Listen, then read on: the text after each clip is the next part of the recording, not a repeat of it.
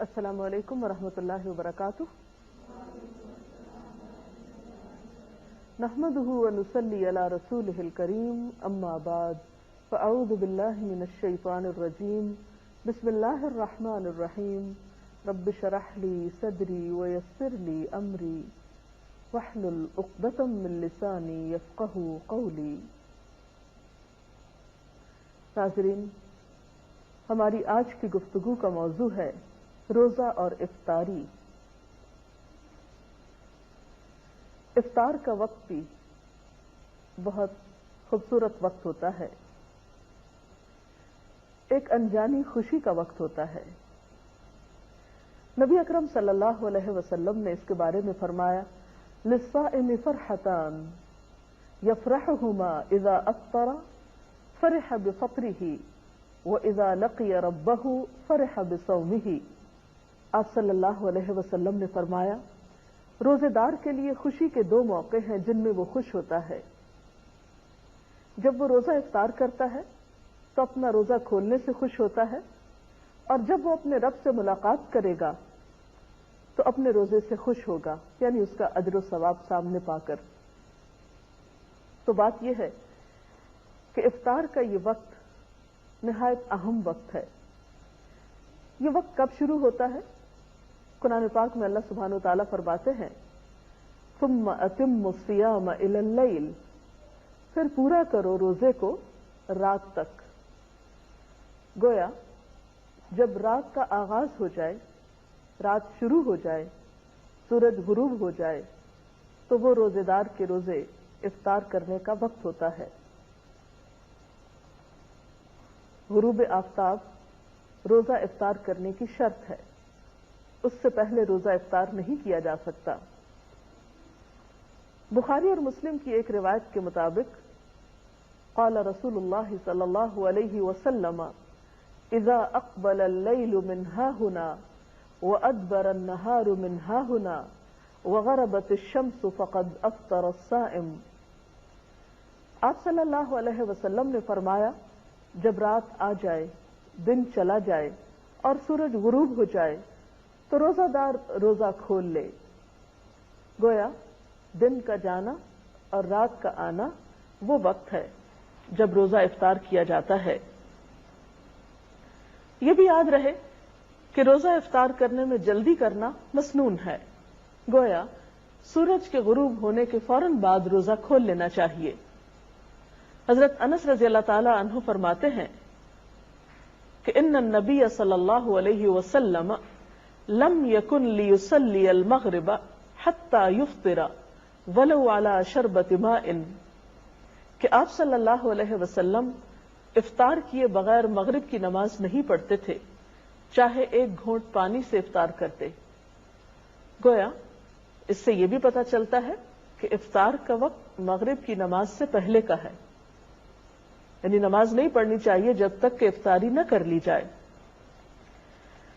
حضرت سہل بن سعد سے روایت ہے کہ رسول اللہ صلی اللہ علیہ وسلم نے فرمایا لوگ برابر بھلائی پر رہیں گے جب تک کہ روزہ کھولنے میں جلدی کریں گے. جیسا کہ سحری کے بارے میں گفتگو کرتے ہوئے آپ کو بتایا گیا تھا کہ بہت جلدی سحری کرنے کی بنسبت تاخیر سے سحری کرنا لیکن وقت کے اندر زیادہ افضل ہے. اسی طرح افطار میں بھی بہت تاخیر نہیں کرنی چاہیے کہ مثلا رات کا جب بہت اندھیرا ہو جائے، عشاء کی نماز کا وقت ہو جائے تو ایک شخص سمجھے کہ اب افطار کرنا زیادہ ثواب کا باعث ہے کیونکہ میں نے سب لوگوں سے 1-1.5 گھنٹہ زیادہ لمبا روزہ رکھا ہے اور دیر سے کھایا پیا ہے، تو ایسا کرنا کچھ ثواب کا باعث نہ ہوگا بلکہ الٹا سنت رسول صلی اللہ علیہ وسلم کی مخالفت ہوگی. تو آپ نے فرمایا کہ لوگ بھلائی پر رہیں گے جب تک کہ افطار میں جلدی کریں گے، گویا اعتدال میں رہیں گے. تو اس سے یہ پتہ چلتا ہے کہ ہمارا دین ہمیں ہر معاملے میں اعتدال کا سبق دیتا ہے. انتہا پسندی ہمارے دین کا حصہ نہیں ہے. ایک اور حدیث کے مطابق وہ لوگ اللہ کے محبوب بندے ہوتے ہیں جو افطار کرنے میں جلدی کرتے ہیں. عن ابی ہریرہ قال قال رسول اللہ صلی اللہ علیہ وسلم قال اللہ عز وجل احب عبادی الی اعجلہم فطرا، کہ اللہ تعالیٰ فرماتے ہیں مجھے میرے بندوں میں سب سے زیادہ محبوب وہ ہیں جو ان میں سے افطار میں جلدی کرنے والے ہیں۔ گویا اللہ تعالیٰ کی اطاعت کرنے میں دیر نہ کرنا، جب حکم آ جائے تو پھر پس و پیش نہ کرنا اللہ تعالیٰ کو پسند ہے۔ پھر اسی طرح ہم دیکھتے ہیں کہ آپ صلی اللہ علیہ وسلم نے فرمایا، حضرت انس رضی اللہ تعالیٰ عنہ سے روایت ہے، اور آپ جانتے ہیں کہ حضرت انس رضی اللہ تعالیٰ عنہ حضور اکرم صلی اللہ علیہ وسلم کی خدمت میں 10 سال تک رہے۔ وہ کہتے ہیں کہ آپ صلی اللہ علیہ وسلم نماز مغرب سے پہلے تازہ کھجوروں سے روزہ افطار فرماتے، اگر تازہ کھجوریں نہ ہوتی تو خشک کھجوروں سے افطار فرماتے، اگر خشک کھجوریں نہ ہوتی تو چند گھونٹ پانی سے ہی افطار فرما لیتے۔ تو اس سے پتہ چلتا ہے کہ دوسری چیزوں کے نسبت کھجور سے روزہ افطار کرنا آپ کو زیادہ پسند تھا۔ گویا آپ کی سنت اور آپ کی پسندیدہ چیز کھجور سے روزہ افطار کرنا ہے، اور کھجوروں میں بھی تازہ کھجور۔ لیکن ضروری نہیں کہ ہر شخص کے پاس کھجوریں ہوں، اور یہ بھی ضروری نہیں کہ تازہ کھجوریں ہوں۔ تو اگر میسر ہو، ممکن ہو، تو ایسا کرنا زیادہ بہتر ہے، اور اگر یہ چیز میسر نہ ہو تو اس کے بعد پانی پینا زیادہ بہتر ہے، کیونکہ پانی پاک کرنے والی چیز ہے۔ افطاری کے سلسلے میں ایک اور بات کا ہم سب کو خیال رکھنا چاہیے کہ یہ وقت بھی دعاؤں کی قبولیت کا وقت ہے۔ جیسے سحری کے سلسلے میں آپ کو بتایا گیا تھا کہ وہ وقت ذکر الہی کا وقت ہے، دعاؤں کی قبولیت کا وقت ہے، اسی طرح افطار کا وقت بھی دعاؤں کی قبولیت کا وقت ہے۔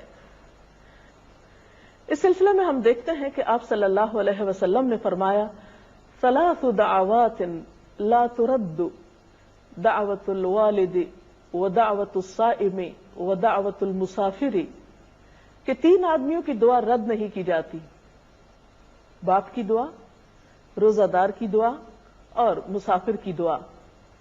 تو گیا انسان ان تینوں حالتوں سے فائدہ اٹھا سکتا ہے۔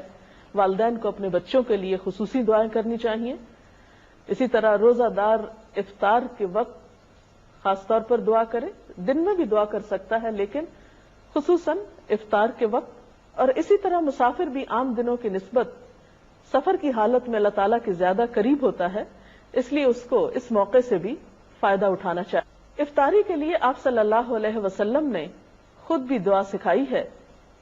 عن ابن عمر قال كان النبي صلى الله عليه وسلم اذا افطر قال ذهب الظمأ وابتلت العروق وثبت الاجر ان شاء الله، جس کا ترجمہ ہے پیاس ختم ہو گئی، رگیں تر ہو گئی اور روزے کا ثواب پکا ہو گیا انشاءاللہ۔ اسی طرح افطار کی کچھ اور دعائیں بھی آپ نے سکھائیں۔ حضرت معاذ بن زہرہ سے روایت ہے کہ نبی صلی اللہ علیہ وسلم جب روزہ افطار کرتے تو فرماتے، اللہم لک صمت وعلی رزقک افطرت۔ اس کا ترجمہ ہے، اے اللہ تیرے ہی لیے میں نے روزہ رکھا اور تیرے ہی رزق پر میں نے افطار کیا۔ جیسا کہ آپ جانتے ہیں کہ افطار کرنا اور افطار میں جلدی کرنا بابرکت ہے، اسی طرح افطاری کے وقت بھی دوسروں کی غم گساری اور دوسروں کی دلجوئی اور دوسروں کے حقوق کا لحاظ رکھنا بہت ضروری ہے۔ اسی لیے ہم دیکھتے ہیں کہ نبی اکرم صلی اللہ علیہ وسلم نے دوسروں کا روزہ افطار کرنے کی بھی ترغیب دلائی ہے۔ حدیث میں آتا ہے کہ جس نے روزہ دار کو روزہ افطار کرایا اسے بھی اتنا ہی اجر ملے گا جتنا اجر روزہ دار کے لیے ہوگا، اور روزہ دار کے اجر سے کوئی چیز کم نہ کی جائے گی۔ تو اس سے پتہ چلتا ہے کہ اگر ایک انسان دوسروں کے روزے افطار کرانے کا اہتمام کرتا ہے تو وہ ایک بہت بڑے اجر کو سمیٹتا ہے۔ اور اس میں بھی پھر بات یہ ہے کہ کس چیز سے کسی کا روزہ افطار کرایا جائے۔ کیا اس کے لیے ضروری ہے کہ ایک بہت بڑی افطار پارٹی کا ہی اہتمام کیا جائے، یا ایک دیگ ہی پکائی جائے، یا کوئی خاص قسم کا اہتمام ہو؟ نہیں، یہ ثواب ہر وہ شخص پا سکتا ہے کہ جو لسی کا ایک گھونٹ یا ایک کھجور یا پانی کا ایک گھونٹ پلا کر ہی کسی کا روزہ افطار کراتا ہے، اس کو بھی یہ سارا اجر و ثواب حاصل ہوتا ہے۔ اب روزہ افطار کرنے والے کو ایک اور ادب اور اخلاق یہ سکھایا گیا۔ اب آپ دیکھیے کہ روزہ افطار کرانے والے نے تو یہ اجر پا لیا، لیکن جو شخص روزہ افطار کر رہا ہے اسے جواب میں کیا رویہ اختیار کرنا چاہیے؟ اسے بھی ایک ادب اور اخلاق سکھایا گیا کہ وہ افطار کرانے والے کے لیے دعا کرے، اور وہ دعا بھی آپ صلی اللہ علیہ وسلم نے خود سکھا دی. عن انس قال كان رسول الله صلى الله عليه وسلم اذا افطر عند قوم قال افطر عندكم الصائمون واكل طعامكم الابرار وتنزلت عليكم الملائكه.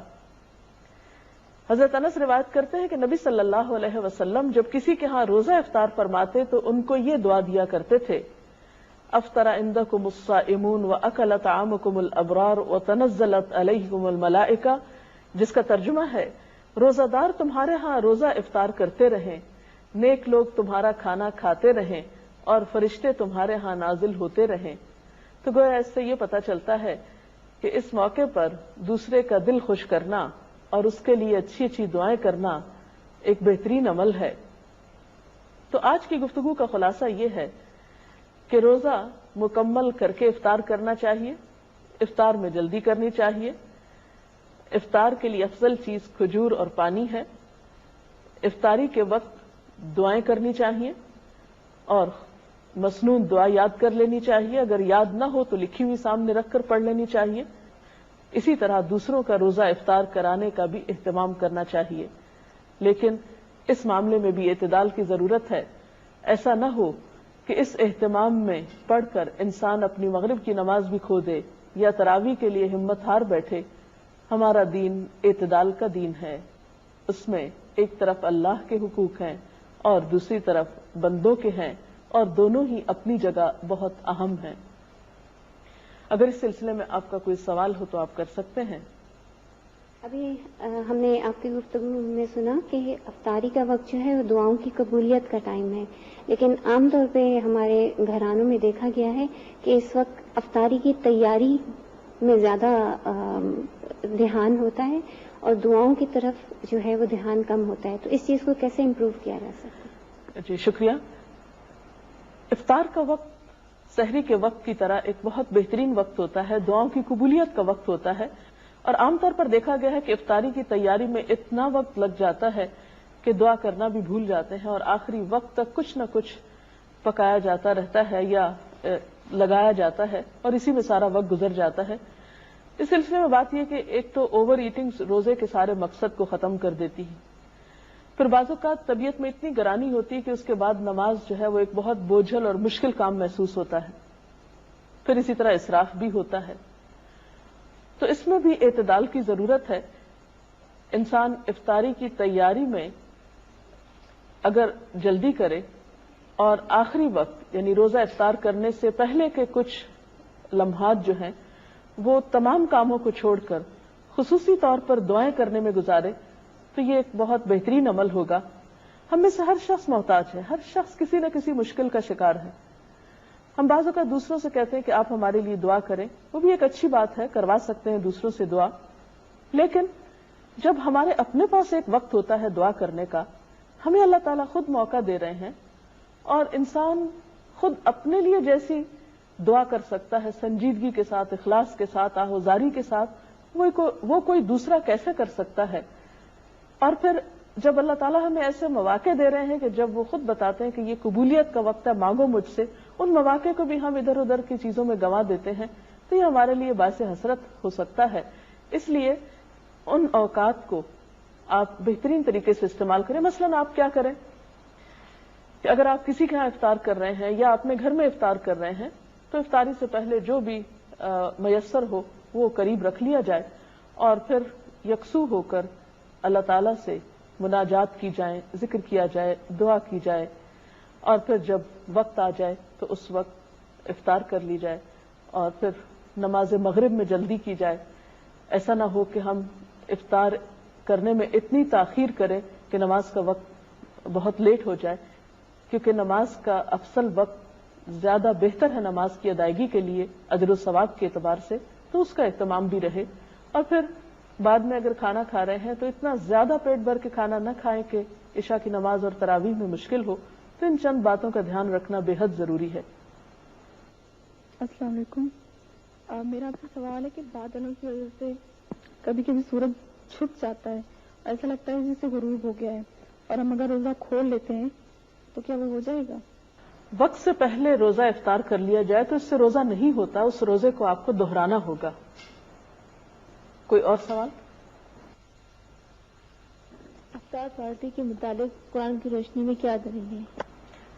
اس میں کوئی شک نہیں کہ مل کر کھانے میں برکت ہوتی ہے، یا افطار کے موقع پر آپ خود افطار اکیلے کرنے کی بجائے کسی دوسرے کو بھی شریک کر سکتے ہیں، دوستوں کو، عزیزوں کو، رشتہ داروں کو.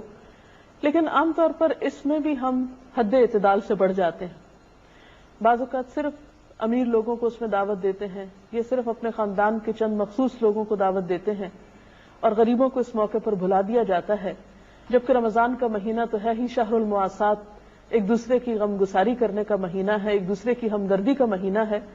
تو اس معاملے میں جہاں آپ اپنے رشتہ داروں کو یاد رکھیں، دوستوں کو یاد رکھیں، اپنے ساتھ کام کاج میں شریک لوگوں کو یاد رکھیں، یا کسی بھی طرح جاننے والوں کو، وہاں ان لوگوں کو بھی ضرور یاد رکھیں کہ جو نہ آپ کے رشتہ دار ہیں، نہ دوست ہیں، نہ تعلق دار ہیں، لیکن وہ آپ کی افطار کے کہیں زیادہ مستحق ہیں، اور ان کے دل سے نکلی ہوئی دعائیں آپ کے لیے کہیں زیادہ فائدہ مند ہو سکتی ہیں. تو اس معاملے میں بھی ہمیں دیکھنا چاہیے. حضرت ابراہیم علیہ السلام اپنے کھانے میں ضرور کسی کو شریک کیا کرتے تھے، انبیاء کی سنت یہی ہے. آپ صلی اللہ علیہ وسلم بھی اس معاملے میں دوسروں کا خیال رکھا کرتے تھے. تو افطار پارٹی کی جا سکتی ہے، لیکن حد اعتدال کے اندر، جس سے دوسرے فرائض متاثر نہ ہوں. صحابہ کرام کا عام طور پر رجحان یہ ہوتا تھا کہ رمضان میں ایک دوسرے سے اجنبی ہو جایا کرتے تھے، تاکہ زیادہ سے زیادہ وقت ان کو عبادت کے لیے مل سکے. تو اگر ہماری عبادات پر اثر نہ پڑے اور ہماری روحانیت متاثر نہ ہو تو میل جول میں حرج نہیں ہے. اس کے ساتھ ہی ہمارے آج کے پروگرام کا وقت ختم ہوا چاہتا ہے. کل تک کے لیے اجازت چاہتے ہیں.